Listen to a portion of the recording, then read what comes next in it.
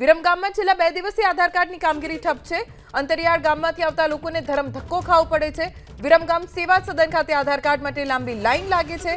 વિરમગામ સેવા સદન ખાતે શુક્રવારથી આધાર કાર્ડની સેવા બંધ છે। અડધો દિવસ વીતી જવા છતાં આધાર કાર્ડની કામગીરી ઠપ છે।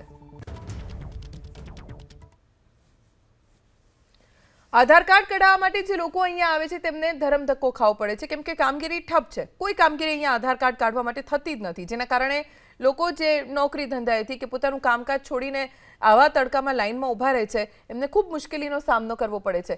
કેટલાક લોકો તો કેટલાય અંતરિયાળ વિસ્તારોમાંથી આવતા હોય છે જેમને આધાર કાર્ડ કાઢવા માટે આખો દિવસ જતો રહે છે અને છતાં પણ તેમનું કામ નથી થતું। વિરમગામમાં છેલ્લા 2 દિવસથી આધાર કાર્ડની કામગીરી ઠપ છે। અંતરિયાળ ગામમાંથી આવતા લોકોને ધરમ ધક્કો ખાવો પડે છે। વિરમગામ સેવા સદન ખાતે આધાર કાર્ડ માટે લાંબી લાઈન લાગે છે। વિરમગામ સેવા સદન ખાતે શુક્રવારથી આધાર કાર્ડની સેવા બંધ છે। અડધો દિવસ વીતી જવા છતાં આધાર કાર્ડની કામગીરી ઠપ છે।